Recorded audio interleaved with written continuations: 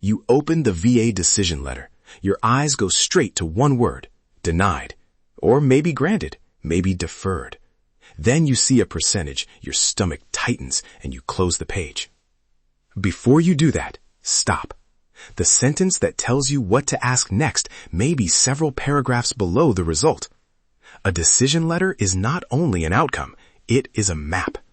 Today, I will show you how to read that map without guessing, spiraling, or treating one sentence as the whole story.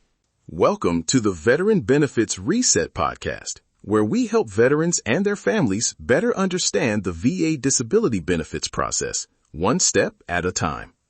I am Cameron Burrell, a U.S. Army veteran and founder of VetBiz Media. This episode is educational. It is not individualized legal or medical advice, and I cannot tell you which review option is right for your situation. Because VA instructions and deadlines can change, verify current information through official VA resources and, when appropriate, a VA-accredited VSO, claims agent, or attorney. Here is the frame I want you to keep for the next few minutes. Do not read the letter as a verdict on your service, your symptoms, or your value. Read it as a document answering several separate questions. What issue did VA decide? What facts did VA accept? What evidence did it discuss? What reason did it give? What evaluation or effective date did it assign? And what review information or deadline should you verify? That sounds like a lot. It is. So do not try to solve the entire letter in one emotional burst. First, get the complete packet. Keep the full decision, attachments, and date received together in a private folder. Do not work from a cropped screenshot or one sentence copied into a text message. If the letter addresses 3 issues, make 3 separate lines. One packet does not always mean one result. Let us use one fictional example throughout. We will call the veteran Jordan. That name, every date, and every fact in this example are made up for education.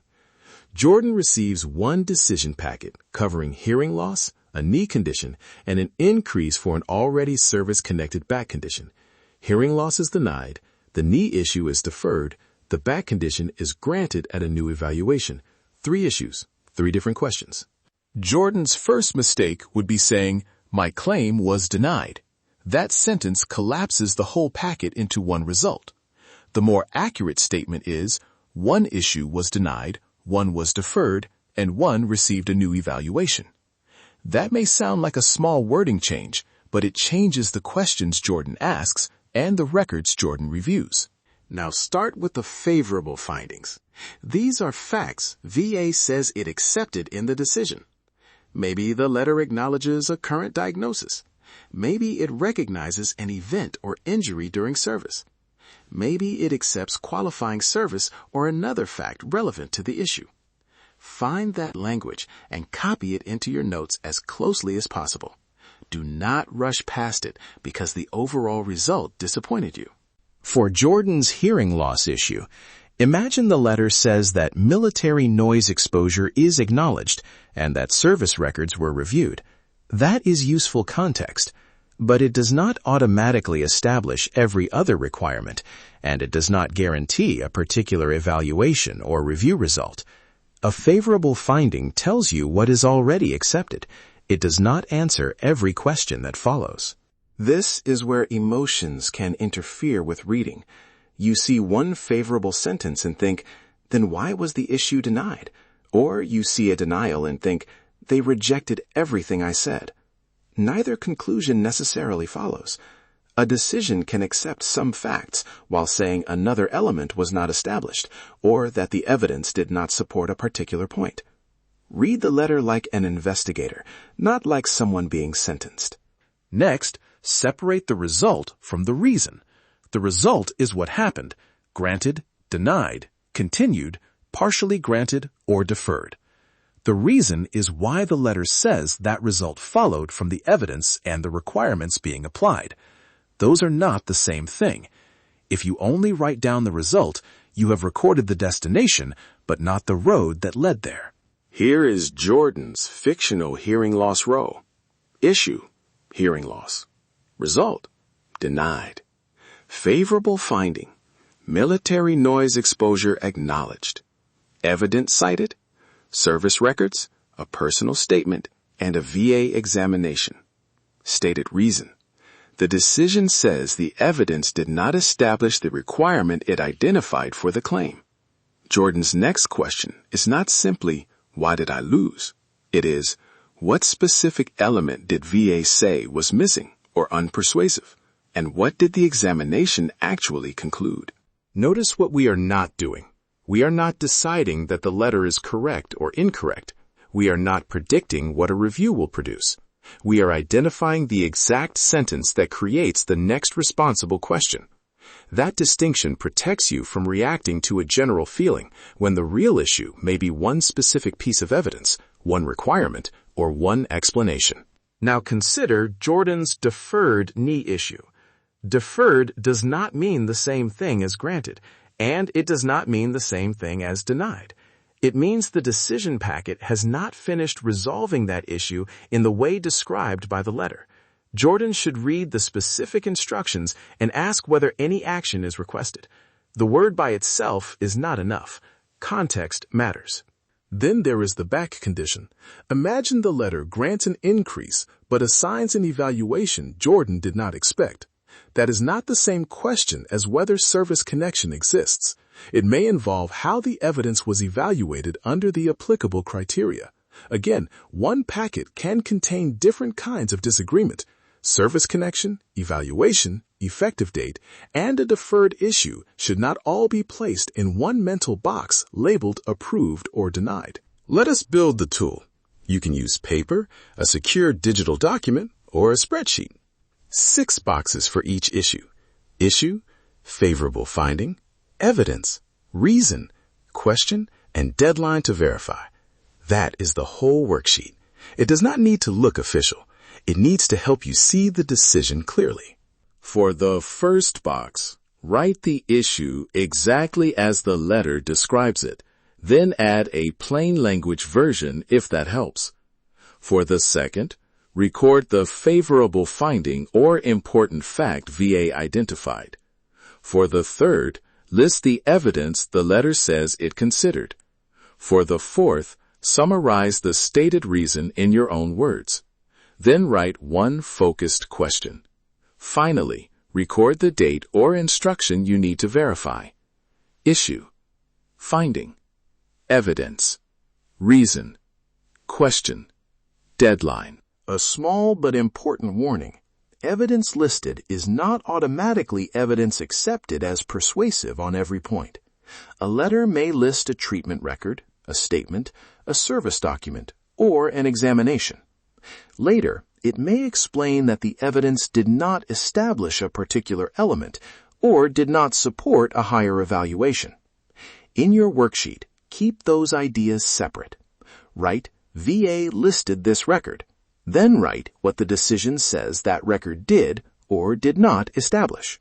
Dates deserve their own attention. Look for the effective date explanation and the dates connected to submissions, evidence, examinations, or entitlement as described in the letter. Do not assume the date you expected is automatically the date the decision must use. Do not guess from a podcast episode. Mark the paragraph, write the question, and verify the current instructions through an official VA source or an accredited professional. There are 4 reading traps I want you to avoid. First, reading only the percentage.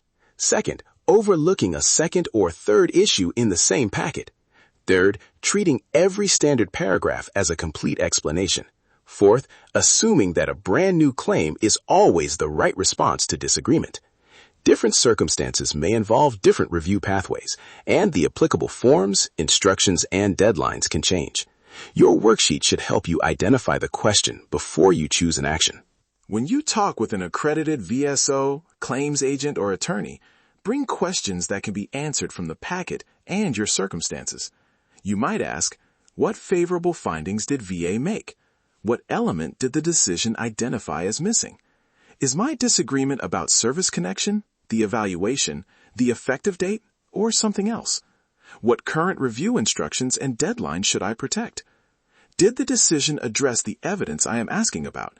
And what information should I avoid sharing publicly because it contains private medical or identifying details. Please keep the worksheet private. Remove names, claim numbers, addresses, Social Security information, and medical identifiers before discussing a general example online. Do not send your decision letter or medical records to this podcast. Organization includes information security. If you need case-specific help, use an appropriate secure channel with an authorized professional. Let us return to Jordan. The worksheet now has 3 rows. Hearing loss denied, with noise exposure acknowledged, and a question about the specific evidence or requirement discussed. Knee condition deferred, with a question about what the letter says happens next and whether Jordan must act. Back condition increased evaluation, with questions about how the evaluation and effective date were explained. Jordan has not predicted an outcome. Jordan has created a map. Before the next episode, make your own private one-page decision letter map. Put the decision date at the top. List every issue separately. For each one, record the result, favorable findings, evidence, stated reason, and one focused question. At this final line, verify the current deadline and review instructions. Not a perfect argument, not a complete claim file, just an organized starting point. So, what should you remember? Do not stop at the percentage. Separate the issues. Find the favorable findings. Distinguish the result from the reason. Keep evidence listed separate from evidence described as persuasive. Read the evaluation and effective date language carefully. Then turn confusion into questions before taking action. A decision letter may be difficult to read, especially when you are tired, disappointed, or both. But it is still a document you can examine one line at a time. Facts over frustration.